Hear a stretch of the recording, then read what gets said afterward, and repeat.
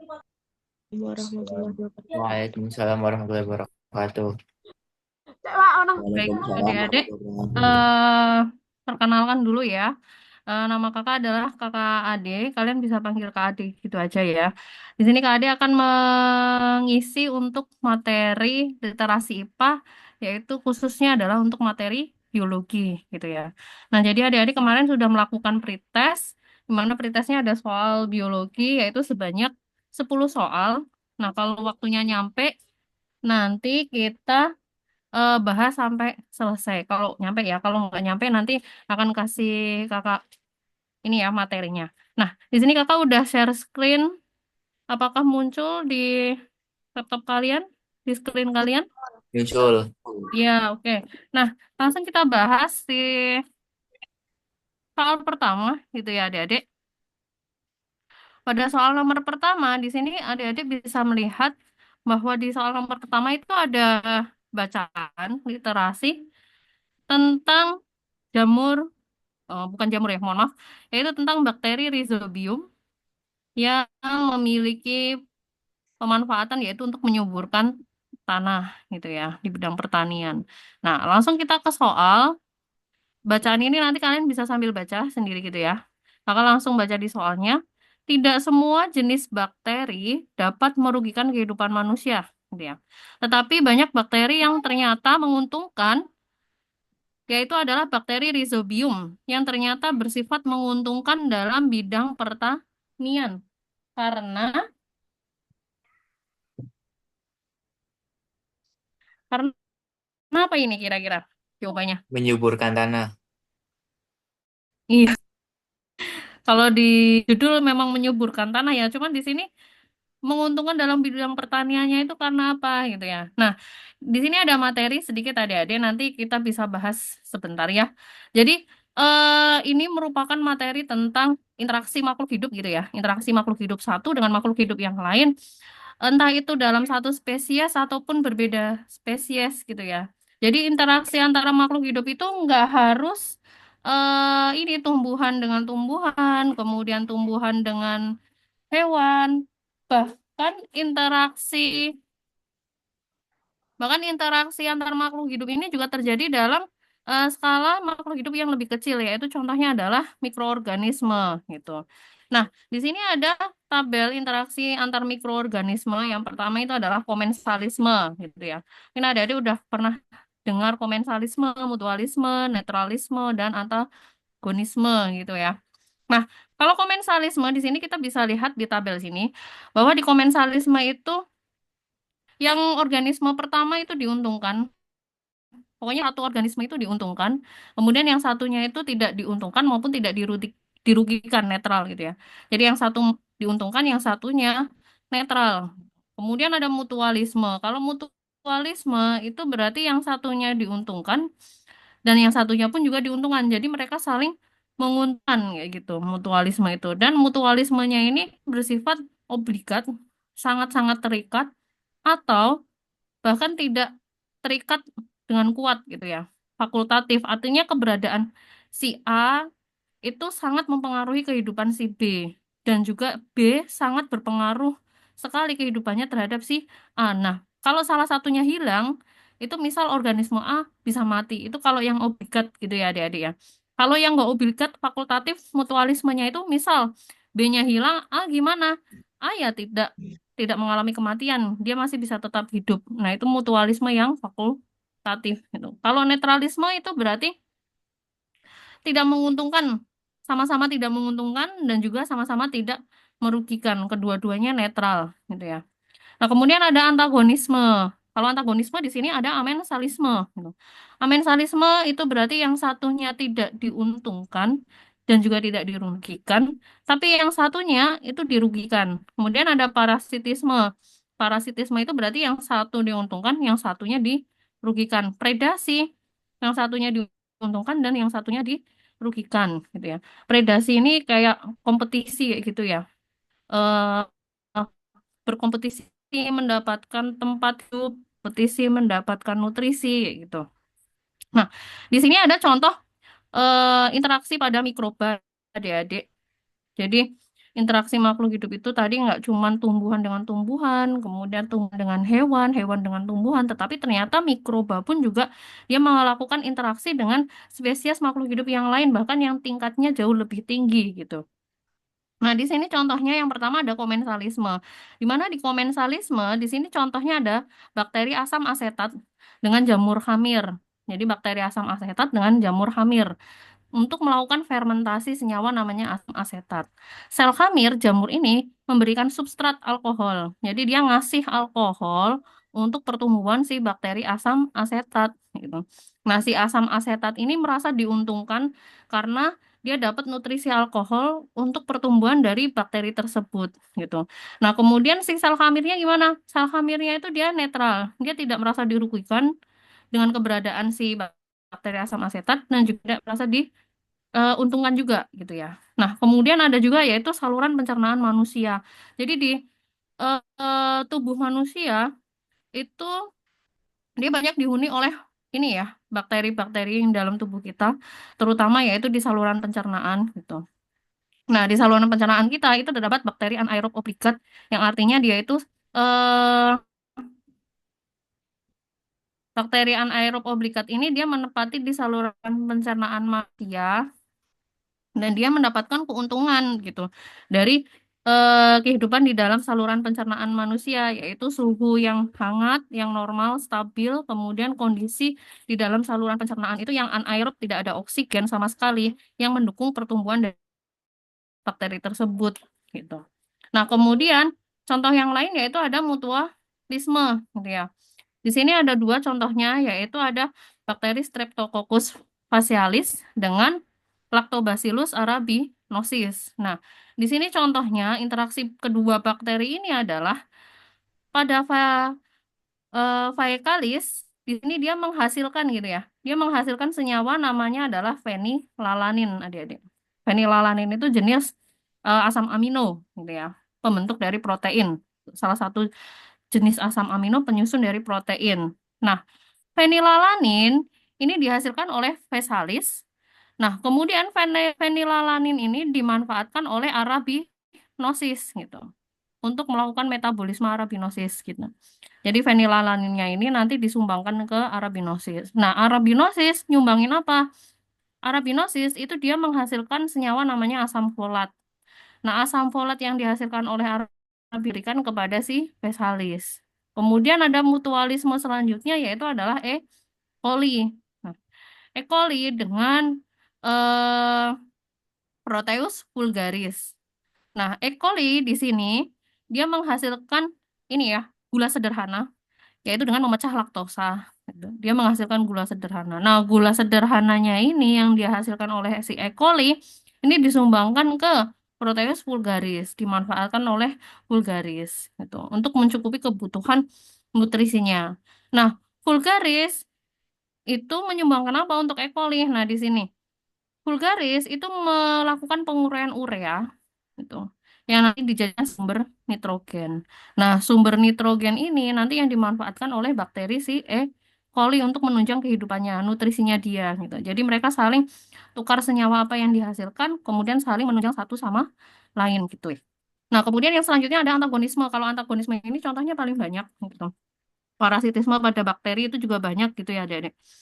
Nah, antagonisme itu berarti merugikan ya, merugikan salah satunya gitu ya. Nah, antagonisme pada interaksi mikroba di sini ini bisa juga disebut dengan antibiosis gitu ya. Contohnya adalah apa? Streptococcus lactis dengan Bacillus subtilis gitu. Streptococcus lactis dia menghasilkan senyawa asam laktat. Nah, ternyata senyawa asam laktat ini kalau dia ada pada lingkungan bakteri subtilis, ternyata asam laktat ini dia bersifat toksin gitu ya. Dia bersifat toksin.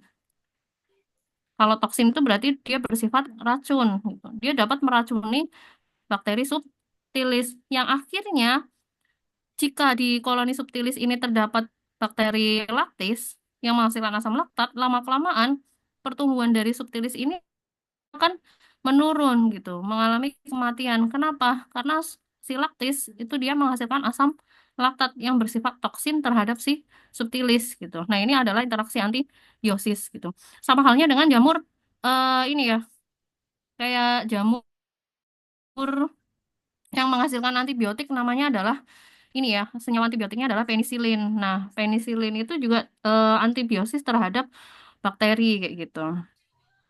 Nah, kalau di contoh soal ini bakteri yang dia berinteraksi dengan tanaman gitu ya. Yang paling terkenal itu adalah bintil akar, yaitu dari bakteri Rhizobium gitu. Nah, bakteri Rhizobium itu, jadi bakteri ini kalau kita lihat di gambar ini adik-adik, di akar yang mengalami invasi atau infeksi dari si Rhizobium, akar tanaman yang mengalami invasi memasukkan bakteri Rhizobium, kemudian bakteri Rhizobiumnya menginfeksi akar tersebut. Nah, akarnya itu menunjukkan adanya ini ya perubahan struktur akar, yaitu di mana akarnya itu muncul bintil-bintil kayak gini. Nah, bintil-bintil akar. Nah, ini apa merugikan? Apakah parasitis? Malisme kira-kira adik-adik, kalau yang pernah baca. Oh, di sini judulnya udah menyuburkan tanah ya. Berarti dia adalah mutualisme ya. Menguntungkan di sini interaksinya. Jadi si bakteri Rhizobium itu mendapatkan keuntungan tempat tinggal gitu. Di mana? Di dalam sel-sel akar gitu. Nah, kemudian bagi tanaman yang sel-sel akarnya mengalami invasi dari si Rhizobium, apakah dia juga mengalami keuntungan? Dia juga mengalami ya adik-adik. Kenapa? Karena ternyata bakteri Rhizobium ini dia itu punya ini ya punya kemampuan untuk menguntungkan tanaman, di mana kalau ada si rhizobium di akar tanaman tersebut, itu meningkatkan pengikatan terhadap nitrogen. Nah, di sini ada fiksasi nitrogen. Fiksasi nitrogen itu berarti karena nitrogen yang ada di udara bebas, itu dia mudah diikat oleh akar tanaman, gitu ya. Jadi tanaman itu kan dia butuh nutrisi makro, itu salah satu contohnya adalah nitrogen. Kenapa nitrogen? Jadi nitrogen ini dia digunakan tanaman itu untuk menghasilkan beberapa komponen tubuhnya. Contoh adalah klorofil, gitu ya. Jadi tanaman yang kekurangan nitrogen, daunnya itu pucat, gitu. Nah, kalau daunnya pucat, menguning, salah satu sebabnya bisa kekurangan nitrogen. Yang artinya, kalau kekurangan nitrogen, maka pada tanaman tersebut itu kan klorofil, gitu ya. Jadi nitrogen ini digunakan sebagai komponen pembentuk klorofil. Nah, kalau nitrogennya kurang, maka nggak bisa bentuk klorofil.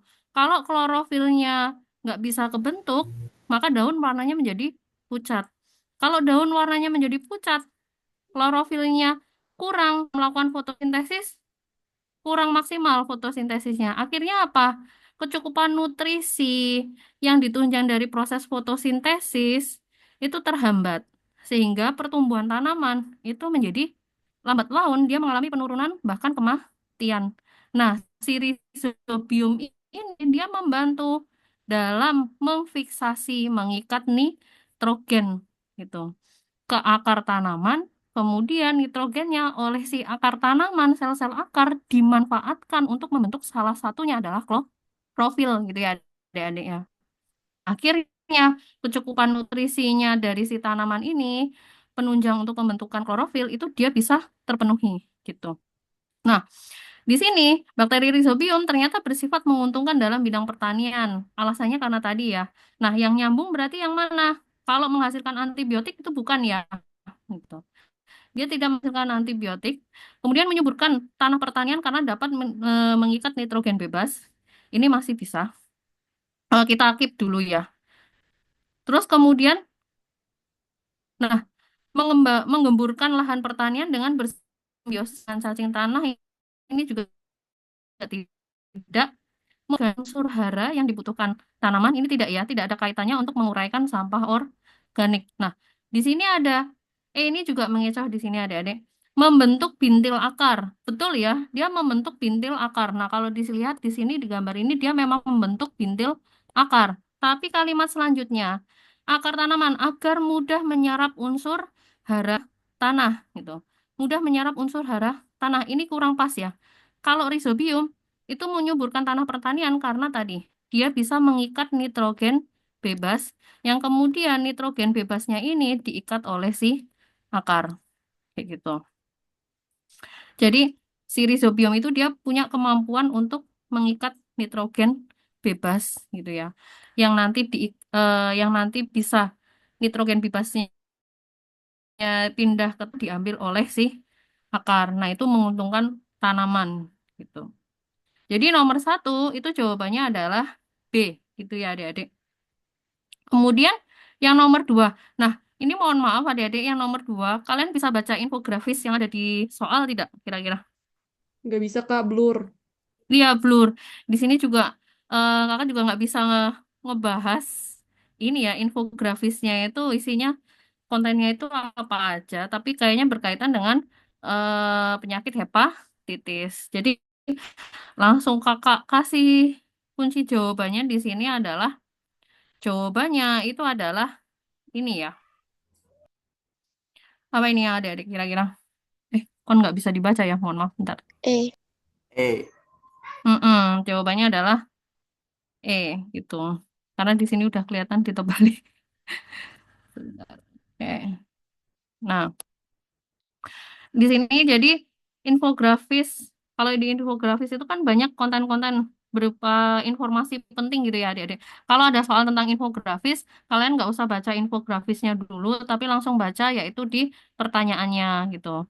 Nah, pertanyaannya apa, langsung dicari di dalam konten infografisnya gitu ya. Gitu. Nah, kemudian langsung kita lanjutkan ke nomor 3 gitu. Nah, pada nomor 3 ini adalah soal literasi, yaitu tentang pencemaran lingkungan gitu ya adik-adik, biomagnifikasi. Yaitu ada ini, pencemaran PCB, poliklorobipenil, yang mencemari lingkungan ini ya, lingkungan akuatik gitu ya. Kalau di bahasan di sini lingkungan akuatik, kenapa akuatik? Karena di sini ada danau gitu. Nah, langsung ke pertanyaannya aja, kalau soal literasi seperti ini, pernyataan yang sesuai berkaitan dengan manusia. Pernyataan yang sesuai dengan berkaitan dengan manusia sebagai penanggung resiko tertinggi dari biomagnifikasi, yaitu adalah apa? Nah, di sini di tengah-tengah bacaan di sini ya. Jadi pernyataan yang berkaitan dengan manusia penanggung resiko tinggi dari biomagnifikasi. Nah, kita lihat di sini yang sudah kakak garis bawahi, nilai konsentrasi PCB. Jadi di sini ada pencemarnya namanya adalah PCB tadi ya, poliklorobipenil. Nah, nilai konsentrasi ini dia akan semakin bertambah seiring dengan peningkatan taraf trofik. Jadi eh, makhluk hidup yang mendapatkan resiko tertinggi dari pencemaran PCB itu adalah makhluk hidup yang yang berada di tingkatan trofik yang atas-atas gitu ya adik-adik ya gitu. Yang menanggung resiko tertingginya itu adalah makhluk hidup yang berada di posisi tingkat trofik teratas gitu. Nah, di sini ini ada urutannya yaitu ya. Kelompok udang, kemudian ikan, kemudian ada ikan besar dan puncaknya itu adalah burung Haringul gitu.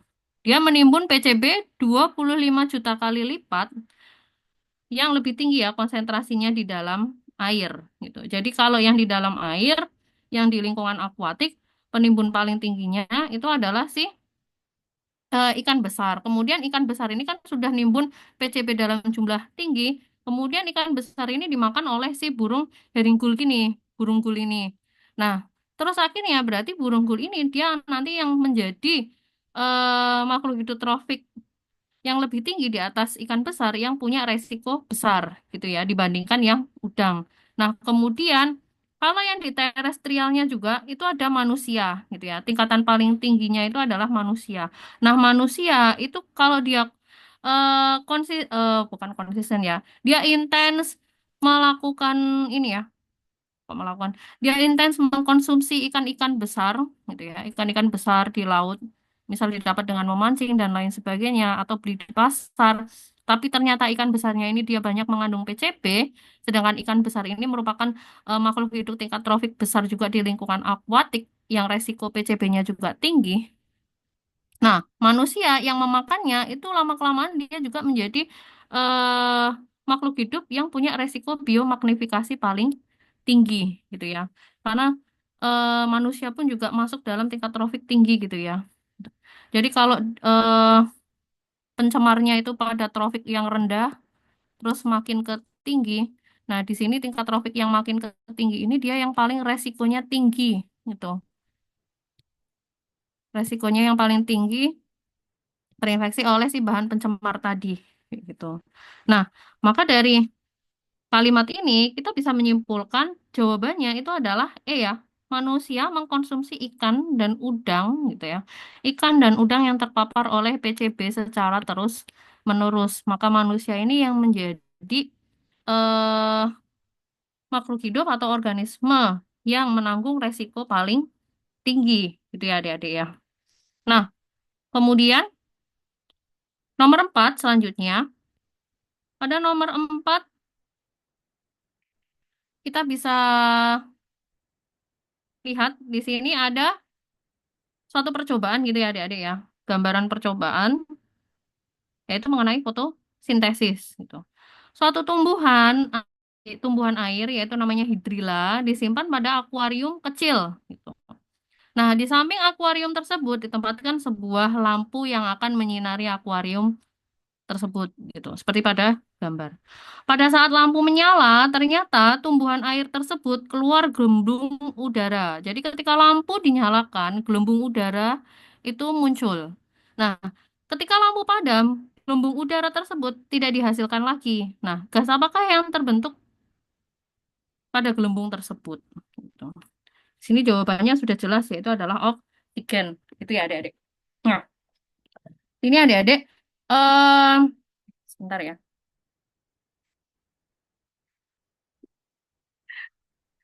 Di sini adik-adik kita bisa lihat bahwa ini adalah percobaan dari fotosintesis gitu ya adik-adik ya. Ini adalah percobaan fotosintesis. Atau percobaan fotosintesis kita lihat di sini ada tanaman yaitu hidrilla, kemudian ada lampu, kemudian muncul gelembung udara gitu ya dari tanaman tersebut gitu. Nah, ini gelembung udaranya gitu. Yang sudah dipastikan ini adalah percobaan tentang fotosintesis. Nah, kita ingat-ingat adik, kalau ada soal tentang fotosintesis, kita ingat lagi reaksi fotosintesis, gitu ya. Kita perlu ingat reaksi fotosintesis. Di sini reaksi fotosintesis itu melibatkan bahan yang dibutuhkan untuk melakukan fotosintesis. Nah, sebelum membahas tentang fotosintesis, kita cari tahu dulu fotosintesis itu apa, gitu ya. Jadi fotosintesis itu berasal dari dua kata, yaitu foton dengan sintesis, gitu ya. Jadi fotosintesis itu terdiri dari dua kata, fotosintesis. Jadi fotosintesis itu ada kata foton dengan sintesis.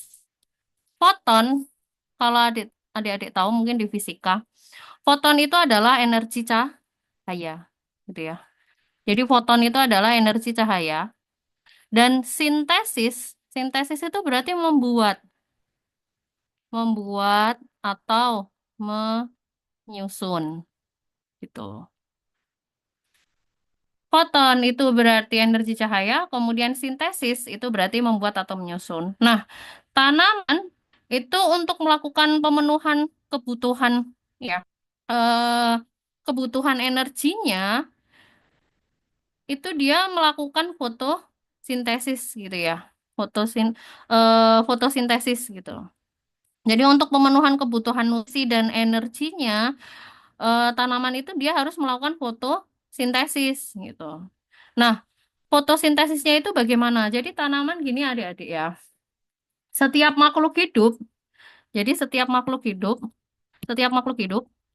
itu butuh yang namanya energi. Energi yang digunakan oleh sel tubuh, energi sel. Nah, energi sel itu namanya adalah apa? Energi sel itu adalah namanya ATP. Gitu. Jadi semua makhluk hidup itu dia butuh energi sel yang namanya adalah ATP, termasuk pada tumbuhan. Nah, energi sel ini digunakan untuk apa? Jadi energi sel ini digunakan untuk berbagai macam aktivitas sel gitu ya. Jadi sel itu tuh kayak pabrik yang besar di dalam tubuh kita gitu ya. Cuman ukurannya mikroskopis, tapi kegiatannya itu sangat padat di dalam sel. Sel itu kegiatannya padat sekali. Nah, sel untuk melakukan berbagai macam aktivitasnya, untuk mendukung kehidupan makhluk hidup, organisme, dia harus bekerja, gitu, melakukan fungsinya. Nah, kalau dia mau bekerja, dia butuh energi. Nah, energinya itu adalah ATP, gitu. Nah, ATP ini bisa didapatkan dari mana?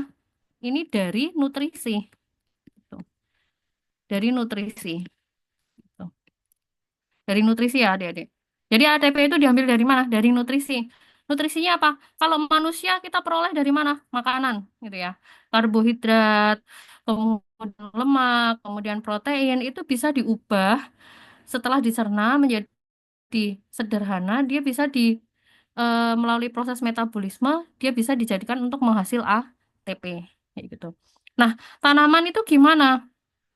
Karena dia nggak memakan ya, nggak mendapatkan nutrisinya tidak melalui peristiwa dimakan, lalu dia gimana? Gitu. Jadi eh tumbuhan dia akan melakukan fotosintesis dulu sebelum dia menghasilkan ATP gitu ya adik-adik. Jadi sebelum dia menghasilkan ATP, dia harus melakukan fotosintesis dulu. Yaitu apa? Dia untuk menghasilkan nutrisi. Gitu. Jadi tanaman itu kan dia tidak melakukan dimakan gitu ya. Tanaman itu kan tidak melakukan peristiwa makan dimakan untuk mendapatkan nutrisi organik gitu. Kecuali apa? Kecuali kantong semar gitu ya. Kantong semar, kemudian Venus, itu kan dia mendapatkan nutrisi dengan cara memakan gitu ya, memakan serangga menjebaknya. Nah, kalau tanaman-tanaman yang biasa, dia mendapatkan nutrisi organiknya dari mana? Yaitu dengan melalui fotosintesis gitu. Nah, contohnya di sini, di fotosintesis, tanaman itu dia memanfaatkan CO2 dan air untuk menghasilkan nutrisi organik. Untuk menghasilkan nutrisi organik. Nutrisi organiknya apa yang dihasilkan? Yaitu adalah gula, gitu ya. Atau di sini C6H12O6 itu glukosa. Sebenarnya nggak harus glukosa, bisa gula-gula yang lain gitu ya. Gula paling sederhana itu juga lebih sederhananya lagi itu ada gitu ya. Tapi di sini kakak nggak bahas gitu. Nah intinya reaksi fotosintesis ini gimana tumbuhan itu bisa mendapatkan nutrisi organik dengan memanfaatkan CO2 dan H2O untuk membentuk gula gitu ya, untuk membentuk gula. Kalau kita manusia hewan dapat gula dari mana? Dari nutrisi yang dimakan. Contohnya apa? Karbohidrat. Kemudian contohnya lagi apa? Lemak. Lemak itu bisa diubah menjadi gula, glukosa. Protein pun juga bisa sama gitu ya. Melalui peristiwa dimakan ya kita. Ya, melalui peristiwa memakan gitu ya, mendapatkan nutrisi tersebut. Tapi kalau tumbuhan mendapatkan nutrisi organiknya, contohnya gula, itu adalah dengan cara fotosintesis, yaitu memanfaatkan CO2 dengan H2O membentuk gula. Nah, gula ini nanti pada tanaman, adik-adik, gula dari hasil fotosintesis pada tanaman, itu nanti dimanfaatkan untuk pembentukan energi ATP. Gitu. Nah, akhirnya apa? Sel-sel tumbuhan itu dia bisa membentuk ATP kalau dia melakukan fotosintesis. Karena apa? Karena ada hasil fotosintesis yaitu gula. Kemudian gulanya nanti digunakan untuk membentuk ATP gitu ya. Nah, akhirnya sel-sel tumbuhan itu dapat energi. Dia bisa melakukan aktivitasnya kayak gitu, fungsinya gitu. Nah, kemudian yang selanjutnya adalah reaksi fotosintesisnya. Nah, kita langsung fokus di reaksi fotosintesisnya. Jadi kenapa kok fotosintesis itu harus dilakukan pada tumbuhan? Nah, di sini faktor yang berperan dalam proses fotosintesis, yaitu ada CO2, gitu ya. CO2 itu sebagai bahan gitu ya, ada karbon di sini.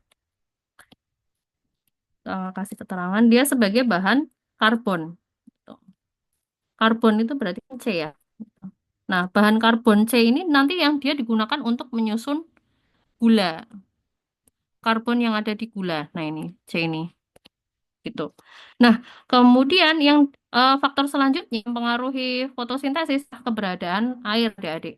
Itu air.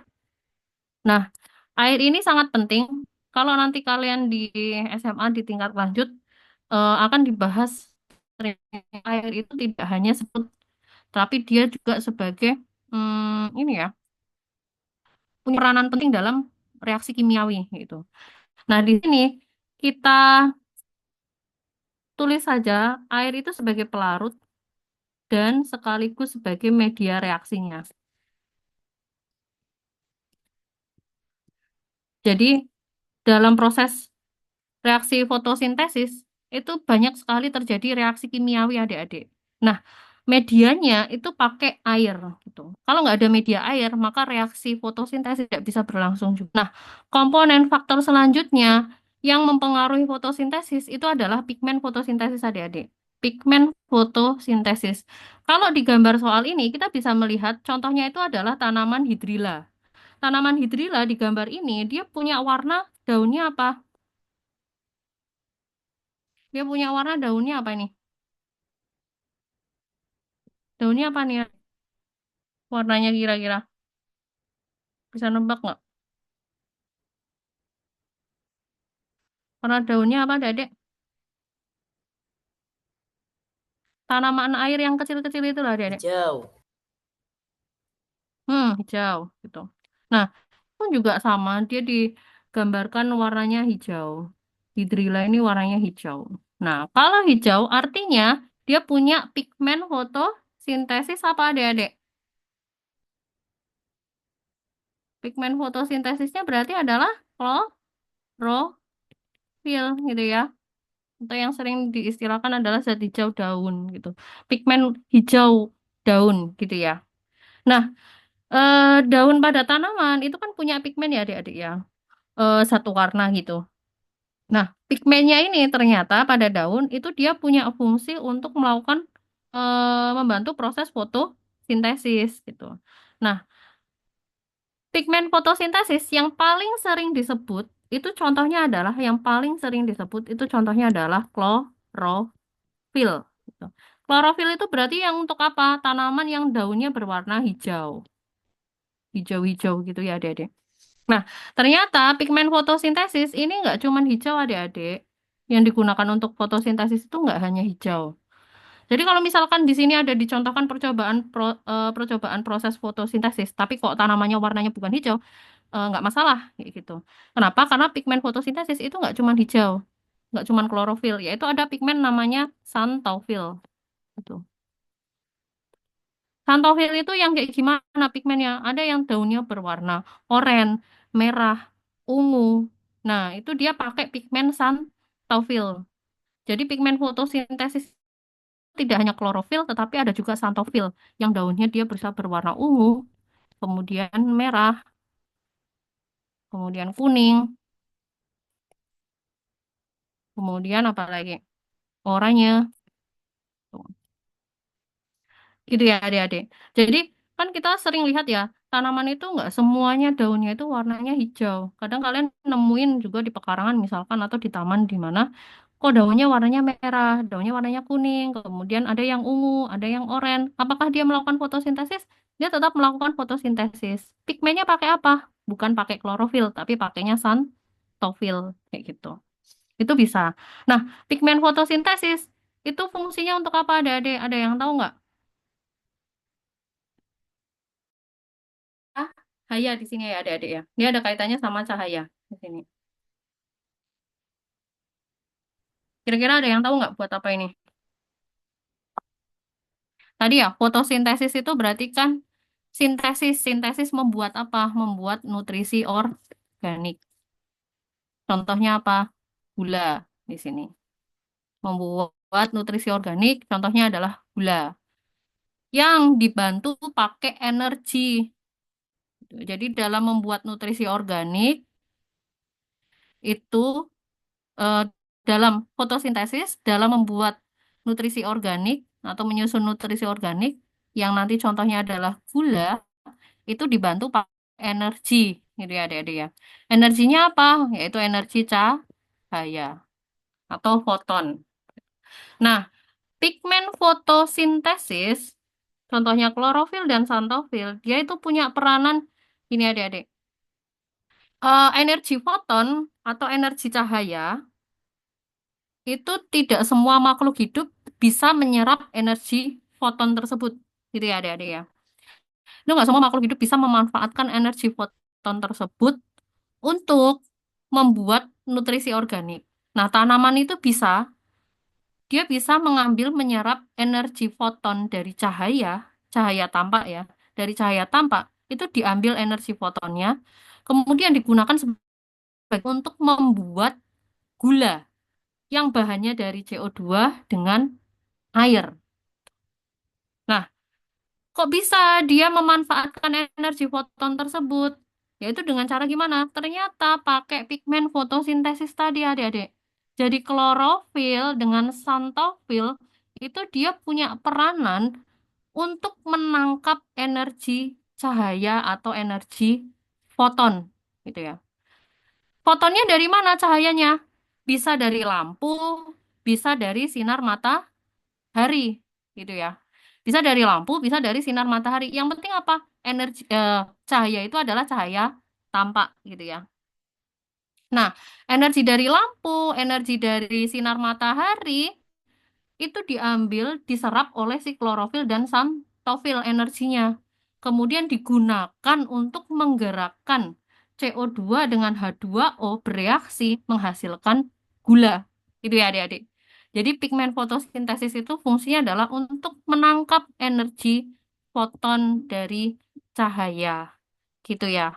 Nah, di sini faktor penting selanjutnya ada cahaya. Nah, cahaya itu tadi sebagai penyedia energinya. Penyedia energinya berupa energi foton gitu. Nah, kemudian yang dihasilkan apa? Gula tadi adik-adik. Nah, dari reaksi CO2 dengan H2O yang dibantu dengan energi foton, di mana perolahan fotonnya dibantu oleh klorofil dan xantofil, menghasilkan nutrisi organik. Salah satu contohnya adalah gula dan juga menghasilkan gas gitu. Dan juga menghasilkan gas gitu ya, yaitu adalah oksigen. Nah, nanti gula ini yang sudah dihasilkan dari reaksi fotosintesis, gulanya digunakan untuk membentuk energi ATP, energi untuk sel bekerja, kayak gitu, sel-sel lain untuk bekerja. Gitu ya, adik-adik. Nah, jadi kesimpulannya kita bisa menjawab di soal gini ya. Pada saat lampu menyala, ternyata tumbuhan air mengeluarkan gelembung udara. Betul ya? Saat lampu menyala, muncul gelembung udara. Kenapa? Kalau lampunya nyala, berarti ada cahaya yang muncul. Kalau ada cahaya yang muncul, artinya ada energi foton. Kalau ada energi foton, kemudian kalau di medianya ini ada CO2 dan ada H2O, maka reaksi fotosintesis bisa berlangsung. Kalau reaksi fotosintesisnya bisa berlangsung, tanaman ini hidrilla bisa menghasilkan gula dan juga menghasilkan gelembung oksigen di sini. Nah, tapi sebaliknya, ketika lampu itu padam, mati, maka cahaya itu nggak ada. Kalau cahaya nggak ada, energi foton pun juga tidak ada. Kalau fotonnya nggak ada, maka energi yang digunakan untuk reaksi fotosintesis itu tidak ada. Kalau tidak ada, maka tidak bisa terbentuk nutrisi organik yaitu gula dan juga oksigen. Meskipun apa? Meskipun di sini CO2 ada, air ada. CO2 ada, air ada, pigmen fotosintesis ada, tapi cahayanya tidak ada, energi fotonnya tidak ada, tetap reaksi fotosintesis itu tidak bisa dilakukan. Gitu ya adik-adik ya. Akhirnya apa? Gula tidak terbentuk, oksigen pun tidak terbentuk. Gitu. Jadi komponen untuk melakukan fotosintesis itu semuanya harus ada. Gitu ya adik-adik ya. Nah, ini gelembung udara itu nggak ada kalau lampunya padam tadi, gitu ya. Karena fotosintesisnya nggak berlangsung. Loh. Nah, gas apakah yang terdapat dalam gelembung udara tersebut? Ya, itu jelas jawabannya adalah oksigen. Gitu ya. Lampu menyala, kemudian eh, keluar gelembung udara dari daun, biasanya dari bawah-bawah daun itu muncul gelembung-gelembung kecil. Nah, itu berarti tandanya gelembung itu berasal dari hasil reaksi fotosintesis, yaitu salah satunya hasilnya adalah gas oksigen. Gitu ya. Jadi nomor 4 itu jawabannya adalah D ya, adik-adik ya. Nah, kemudian kita lanjutkan ke nomor 5.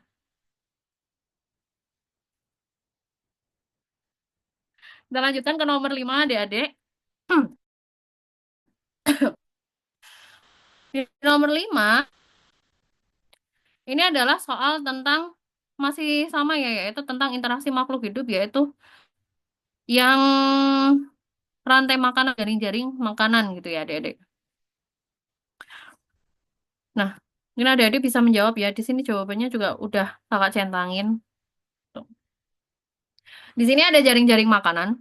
Gitu. Jaring-jaring makanan dengan rantai makanan berbeda ya. Kalau rantai makanan itu linear ya. Misalkan organisme A makan organisme B, kemudian B dimakan C, C dimakan D gitu ya. Tapi kalau jaring-jaring itu nggak linear seperti rantai kayak gini ya adik-adik. Tapi dia saling berhubungan satu sama lain. Nah, contohnya di gambar ini. Gitu. Jadi nah, ada pertanyaan, seorang petani sawi berhasil menemukan cairan dari bahan alami yang mampu membasmi ulat gitu. Mampu membasmi ulat berarti bahan ini dia sebagai pestisida gitu ya. Sehingga jumlah ulat dalam kebun sawinya itu bisa menurun drastis. Jadi ulatnya itu dikasih bahan tadi, terus diracuni lah ya istilahnya, pakai bahan tadi. Nah, aduh, setelah diracuni ternyata ulatnya itu jadi pada mati gitu. Dia menurun drastis jumlahnya, menurun gitu. Nah, manakah jawaban yang paling tepat dari pernyataan-pernyataan berikut? Pilih dua gitu ya, Adik-adik. Jadi kalau di sini ulatnya mati, yang kena dampak apa Adik-adik? Yang kena dampak merugikan ya. Kira siapa ini yang rugi? Burung pipit. Iya, burung pipit ya. Burung pipit ini kan dia makan si ulat, tapi ulatnya mengalami penurunan jumlah. Akhirnya apa? Burung pipit itu bisa mengalami penurunan populasi juga bisa. Nah, tapi burung pipit ini mungkin kalau mengalami penurunan dia penurunannya tidak terlalu signifikan ya adik-adik ya. Tidak terlalu signifikan. Kenapa? Karena burung pipit ini tidak hanya memakan ulat, tetapi juga makan belalang gitu. Jadi masih ada opsi yang lain. Kalau ulatnya habis, ya udah dia makan belalang gitu. Dia bisa makan belalang kayak gitu. Terus apa lagi nih adik-adik? Kira-kira? Mungkin burung pipit, ya betul. Dia bisa mengalami penurunan, tapi penurunannya tidak terlalu signifikan. Terus kalau misalkan ulatnya ini dia mengalami penurunan, yang diuntungkan siapa ini kira-kira adik-adik? Tanaman bunga sepatu ya. Tanaman bunga sepatu ini di sini populasinya bisa meningkat gitu. Tanamannya bisa menjadi lebih ini ya lebih segar gitu. Kenapa? Karena nggak dimakanin oleh ulat gitu. Karena ulatnya mengalami penurunan kayak gitu. Terus dan juga apa selain sepatu sawi ya gitu. Nah kan dia sebagai sumber makanan dari si ulat ya. Ulat ini makan si sawi gitu. Tapi kalau misalkan ulatnya turun habis, maka sawinya itu kan nggak ada yang makan gitu ya ulatnya. Karena ulatnya habis. Nah, ini bisa sawinya itu tetap bisa bertahan, tidak mengalami penurunan. Kira-kira apa nih ada jawabannya? Oh, ini udah ada ya. Tanaman sawi apakah bisa berkembang pesat?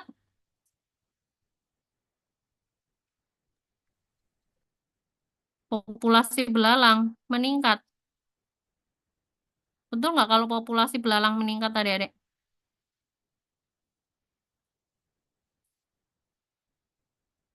Kira-kira gimana nih? Betul. Kayaknya ini tuh jawabannya dikunci jawaban gitu ya. Kalau kunci jawabannya itu jawabannya ini ada adik B dengan D. Kira-kira benar nggak B sama D? Kita lihat dulu A ya. Jumlah populasi tikus itu bakal menurun. Kira-kira bisa nggak?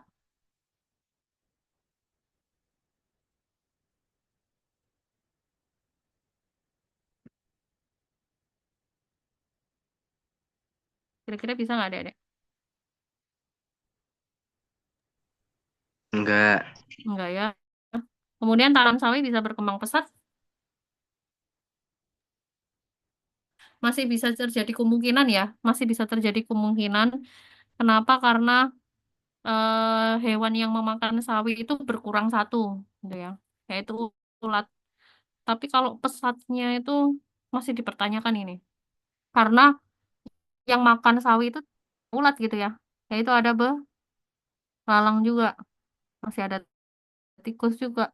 Gitu. Masih bisa sih. Misal populasinya masih bisa bertahan, itu masih bisa. Gitu. Kalau C, jumlah elang akan meningkat.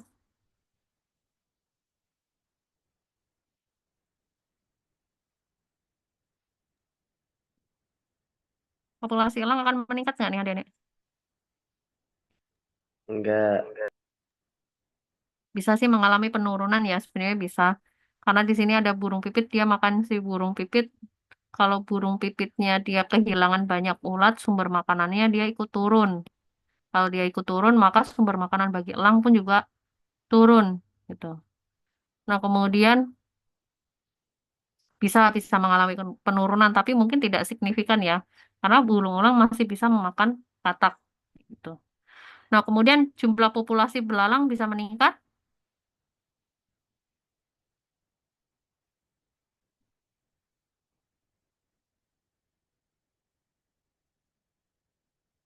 Populasi belalang bisa meningkat nggak adik-adik?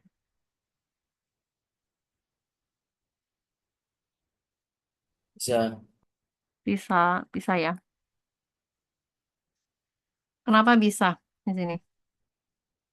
Nah, tadi ya kalau misalkan burung pipitnya ternyata dia lebih banyak makan ulatnya, lebih banyak makan ulatnya sebagai sumber makanannya, maka burung pipitnya itu menurun.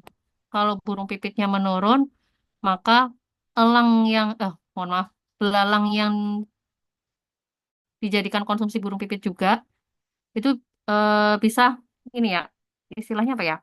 Kalau ulatnya ini kan hilang gitu ya, maka sumber makanan bagi burung pipit kan hilang satu ya, gitu ulat gitu.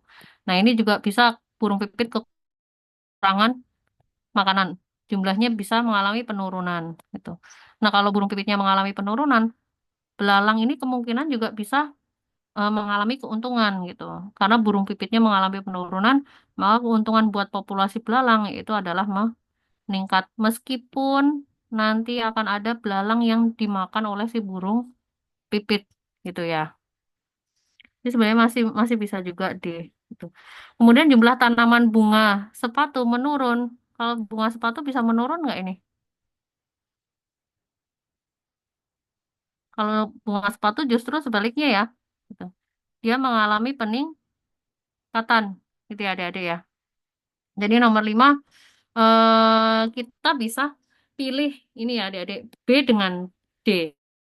Tapi sepertinya harusnya kalimatnya itu jangan pesat ya. Gitu. Jangan pesat gitu. Kenapa? Misalnya yang B, tanaman sawi berkembang pesat bisa memungkinkan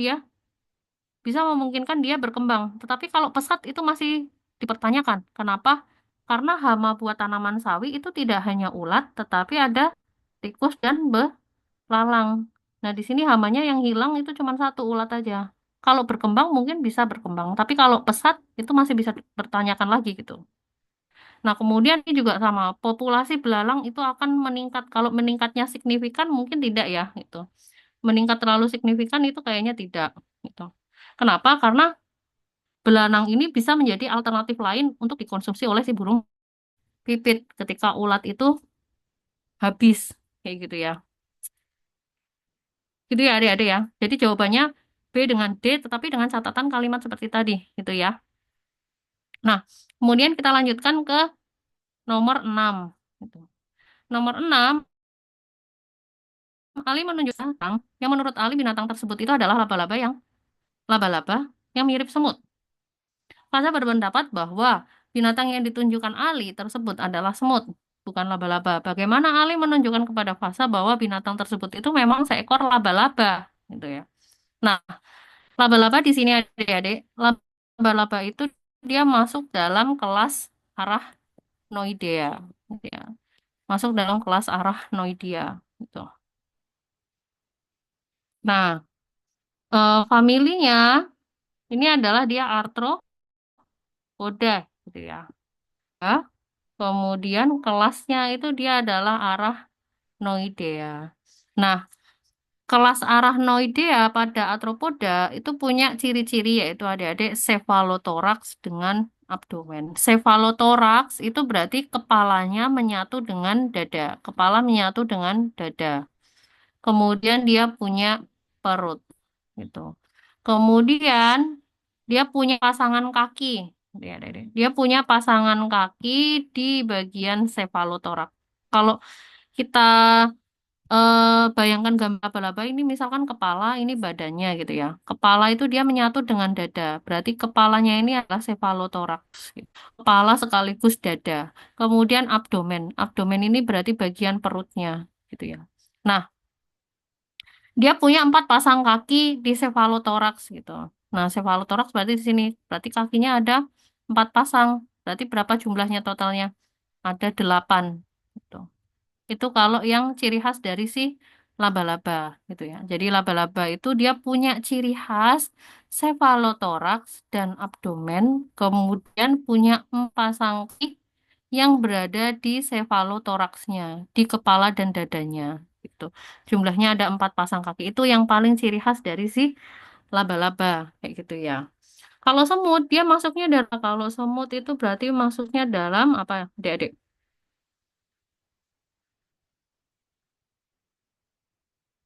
Insek ya, insekta ya. Maksudnya dalam insekta. Arthropoda ini arthropoda.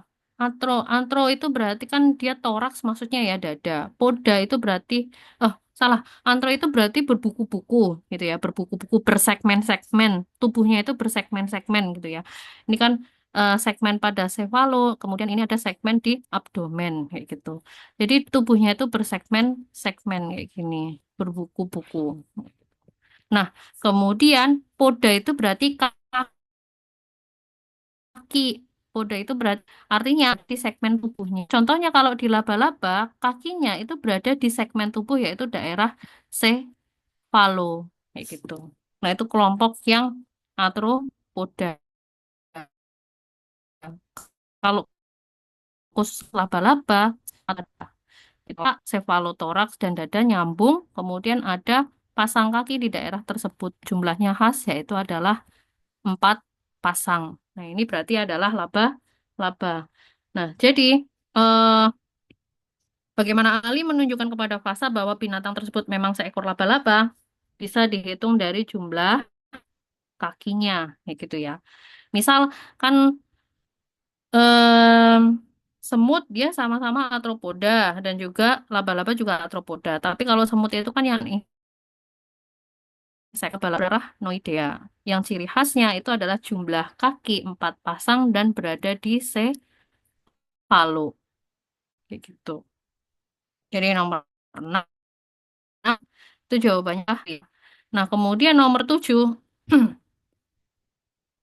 Nomor 7 ini di sini tentang pencemaran lingkungan ya adik-adik. Pencemaran lingkungan yang sering digambarkan itu adalah peristiwa eutrofikasi. Yaitu adalah eutrofikasi. Nah, di sini ada soal ini adik-adik. Banyak peternak unggas membuang kotoran ternaknya langsung ke dalam sungai. Ternyata setelah beberapa waktu, danau tempat sungai tersebut bermuara mengalami pendangkalan dan penyempitan disebabkan oleh cepat perkembangan dari tumbuh-tumbuhan air, gitu ya. Jadi dia membuang kotoran unggas ke dalam sungai, terus ternyata berdampak terhadap pendangkalan dan juga penyempitan gitu, yang disebabkan oleh perkembangan tumbuhan air yang sangat pesat gitu ya. Jadi dampak dari pembuangan kotoran ternak ke dalam sungai itu ternyata imbasnya adalah ke danau setempat. Tuh. Danaunya jadi dangkal. Kenapa dia dangkal dan penyempitan? Karena ada pertumbuhan tumbuhan air yang sangat pesat tidak terkontrol. Nah, ini kita lihat ya tanaman airnya dia banyak gitu. Ini. Selain tanaman air, di sini juga biasanya kalau kalian lihat ada sungai atau danau yang warnanya hijau-hijau kayak gitu ya. Hijau airnya itu hijau-hijau kayak gitu. Itu bisa jadi fitoplanktonnya tinggi. Kalau fitoplanktonnya tinggi, dia tumbuh tidak terkendali, itu bisa terjadi juga eh, pencemaran lingkungan di daerah tersebut gitu. Nah, pembahasannya di sini adik-adik. Peristiwa di atas ini, di gambar ini adalah peristiwa eutrofikasi, gitu ya. Eutrofikasi itu apa? Yaitu pencemaran lingkungan ya adik-adik, atau pencemaran ekosistem akuatik, gitu. Oleh nutrisi yang berlebihan ternyata. Oleh nutrisi yang berlebihan, mengakibatkan tidak terkontrolnya pertumbuhan tanaman, gitu. Nah, di peristiwa di gambar soal tersebut, tadi itu limbah kotoran gitu ya adik-adik ya. Limbah kotoran ternak. Nah, limbah kotoran ternak itu banyak mengandung zat namanya urea. Gitu. Urea ini sebagai sumber nitrogen. Nah, kita ingat bahwa nitrogen ini adalah sebagai sumber nutrisi bagi tanaman. Entah itu tanaman darat, entah itu tanaman air. Dia butuh sekali nitrogen. Nah, kalau kotoran tadi ternaknya itu dibuang ke sungai, maka terjadi penumpukan urea, gitu, penumpukan nitrogen. Gitu. Nah, kalau nitrogennya numpuk banyak di ekosistem akuatik tadi, maka imbasnya ke apa? Jumlah pertumbuhan tanaman air tadi tidak terkendali. Gitu. Nah, contohnya tanaman airnya adalah apa? Misal pertumbuhan alga. Itu terjadi blooming alga atau fitoplankton atau tanaman akuatik lain gitu ya, yang mendapatkan nutrisi nitrogen yang meningkat tadi akibat pembuangan limbah urea dari kotoran kayak gitu. Nah, kalau terjadi blooming alga, blooming tanaman-tanaman akuatik, dan fitoplankton, akibatnya apa? Permukaan air itu jadi ketutup gini ya adik-adik. Ketutup oleh tanaman air tadi, tanaman air-air tadi. Tuh. Nah, kalau permukaan dari sungai atau danau ini tertutup oleh tanaman air yang menumpuk banyak, imbasnya ke apa? Jumlah oksigen terlarut di dalam air itu mengalami penurunan. Nah, oksigen terlarut di air mengalami penurunan. Nah, kalau oksigen di airnya itu mengalami penurunan, akan berimbas lagi ke organisme akuatik yang membutuhkan oksigen. Contohnya apa? Ikan. Ikan itu kan dia bernafas juga menggunakan oksigen gitu ya adik-adik ya. Nah, kalau oksigen di airnya itu turun akibat blooming dari tanaman akuatik tadi, karena limbah urea, lama-kelamaan ikan ini dia akan kehilangan gas pernafasan yaitu oksigen. Gitu. Oksigennya hilang di dalam air, menurun. Ikannya menjadi lama-kelamaan pertumbuhannya terhambat, terus mati. Karena kan ada ya sungai yang kotor, tercemar, kemudian kayak hijau-hijau lumut itu tuh sebenarnya alga, dia booming alga, terus ikannya pada mati. Nah, kalau ikannya pada mati, nah di situ berarti oksigen terlarut di dalam air tersebut itu sudah mengalami penurunan drastis, sehingga ikan itu tidak dapat oksigen, maka dia mengalami kematian. Gitu ya adik-adik. Jadi di soal nomor 7 ini disebabkan oleh kotoran unggas yang mengandung urea. Ini ya. Tadi urea ini dia sebagai sumber nitrogen. Jadi kebanyakan ini nitrogennya terlalu banyak malah menumbuhkan tanaman air yang terlalu tinggi.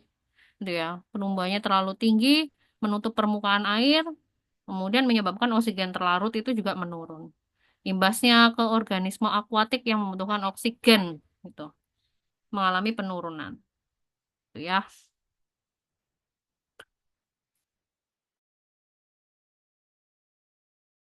Nah, jawaban itu adalah itu ya adik-adik ya. Nah, ini sebenarnya masih banyak ya. Kurang berapa nomor lagi nih? 10, 9, 8. Gitu. Tadi kayaknya ada yang ini ya, yang angkat tangan ya.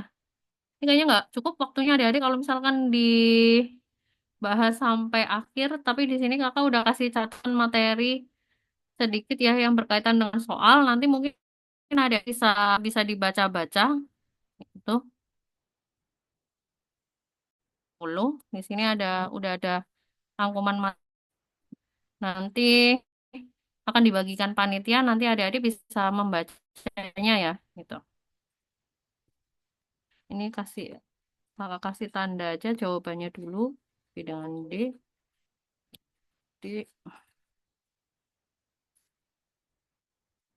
Oke, ini jawabannya.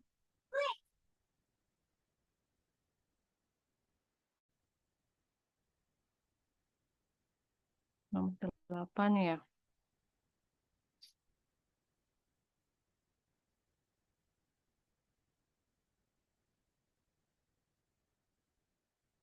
Adik-adik, mungkin ada pertanyaan tadi kayaknya ada yang angkat tangan.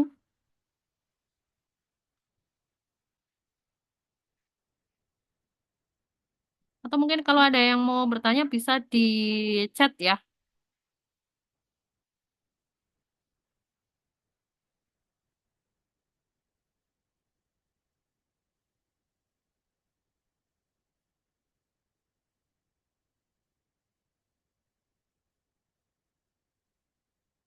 Baik, gimana adik-adik?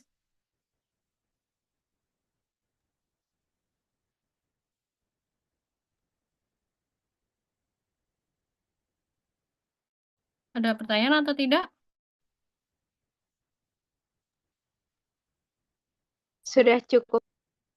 Oke, kalau sudah cukup, ini ya, kakak tutup dulu untuk pertemuan kita hari ini. Kamu mohon maaf kalau bisa ada salah kataan atau beberapa hal yang kurang berkenan ketika penyampaian. Mohon maaf atas kekurangan untuk penyampaian materi hari ini yang tidak bisa selesai sampai soal nomor 10, tapi nanti akan kakak share materi tadi ya, untuk kalian bisa baca-baca sendiri. Baik, terima kasih. Assalamualaikum warahmatullahi wabarakatuh. Waalaikumsalam warahmatullahi wabarakatuh. Waalaikumsalam warahmatullahi wabarakatuh.